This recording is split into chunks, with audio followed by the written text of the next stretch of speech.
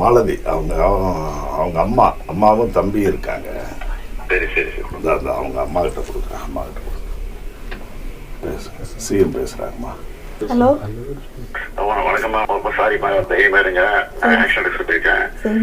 சீரியஸா ஆக்ஷன் எடுத்து போயிருக்கேன். என்ன பண்ணுமோ உங்களுக்கு ஃபர்ஸ்ட் கால் பண்ணி விட சொல்றேன். மந்திரி பார்த்து பாரு. தைரியமா இருக்குமா? தைரியமா இருக்கு. கூப்பிடாத வந்துருச்சு. பேசலாம். தைரியமா இருக்கு. நான் அந்த தம்பி இருக்காப்புலண்ணா. தம்பி சார், நவீன் பேசுகிறேன் சார். வணக்கம் வணக்கம் தம்பி. வணக்கம் தம்பி. வணக்கம். வணக்கம். நடக்கூடாது நடந்துருச்சு. தைரியமா இருங்க. நான் ஆக்ஷன் எடுக்க சொல்லியிருக்கேன். என்ன என்ன ஹெல்ப் பண்ண சொல்றேன். உங்களுக்கு அமைச்சர் சொல்லி இருக்கேன். தைரியமா இருங்க. தைரியமா இருங்க. இல்லைங்க சார், விசாரணைக்கு கூட்டு போயிட்டு இந்த மாதிரிலாம் அதான் நடந்துருக்கு. அவருமே ஆக்ஷன் எடுத்துருக்கோம். சரிங்க சார். அரெஸ்ட் பண்ணியாச்சு எல்லாரையும். சரிங்க சார். நீங்க தைரியமா இருங்க. உங்களுக்கு என்ன பண்ணணுமோ எப்படி சொல்றேன். இல்லைங்க சார், பையன் வயசு வந்து 29 வயசுங்க சார். எங்கள் அம்மா வந்து இப்போ எங்கள் அப்பா வந்து சின்ன வயசில் இறந்துட்டாங்க. நான் வந்து லூக்கன்ற ஒரு ப்ரைவேட் கம்பெனியில் ஒர்க் பண்ணுறேன் சார். ரொம்ப கஷ்டப்பட்டு வளர்த்த பிள்ளை சார் அவன். ரொம்ப எங்கள் அம்மா சொல்லுங்க. யாருமே ஏற்றுக்க முடியாது, ஒத்துக்க முடியாது. அதுக்கு என்ன தண்டனை வாங்கி கொடுத்துருவேன். தைரியமா இருக்கு. தைரியமா இருக்கு. சரிங்க சார். Okay sir.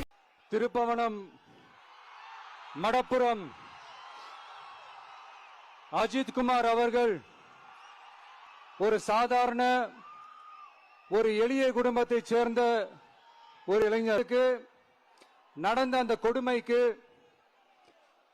சிஎம் அவர்கள் தப்பு இல்ல. இப்ப இதையும் கொஞ்சம் பண்ணிருங்க சிஎம் சார். உங்களுடைய ஆட்சி காலத்துல இதே மாதிரி போலீஸ் விசாரணையில 24 பேர் இறந்து போயிருக்கிறாங்க. அந்த 24 பேரோட குடும்பத்துக்கும் நீங்க சாரி சொன்னீங்களா? தயவு செஞ்சு சாரி சொல்லிருங்க.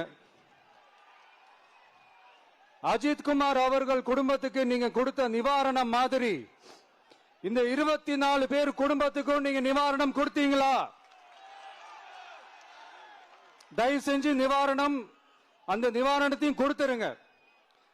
சாத்தான்குளம் ஜபராஜ் பெனிக்ஸ் அந்த கேஸ் வந்து சிபிஐக்கு மாத்தினப்போ இது தமிழ்நாட்டு அவமானம்னு சொன்னீங்க. இன்னைக்கு நீங்க உத்தரவிட்டதுக்கு பேர் என்னங்க சார்? அதேதானே அன்னைக்கு நீங்க சொன்னதும் இன்னைக்கு நடக்கிறதும் அதேதானே? அதே சிபிஐ தானே?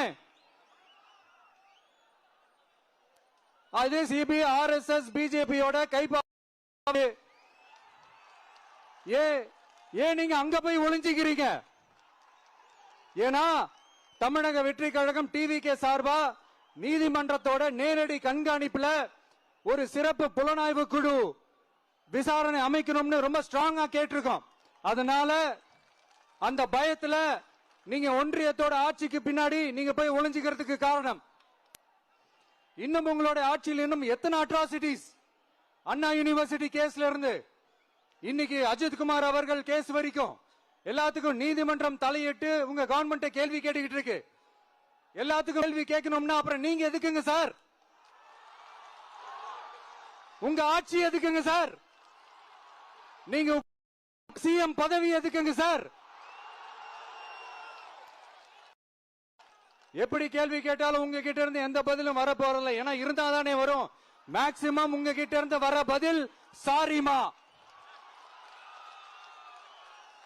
தெரியாம நடந்துருச்சுமா, இல்லனா நடக்க கூடாதது நடந்துருச்சுமா, சாரிமா, அவ்வளவுதானே. இந்த வெற்று விளம்பர மாடல் திமுக சர்க்கார் இப்ப சாரிமா மாடல் சர்க்காரா மாறிடுச்சு. இப்படி இருக்கிற இந்த இன்எபிலிட்டி கவர்மெண்ட் இந்த ஆட்சியை விட்டு போறதுக்குள்ள நீங்க செஞ்ச எல்லா தப்புக்கும் பரிகாரமா சட்டம் ஒழுங்க சரி செஞ்சே ஆகணும். இல்லனா மக்களோட மக்களா ஒன்னா நின்னு உங்களை சரி செய்ய வைப்போம்.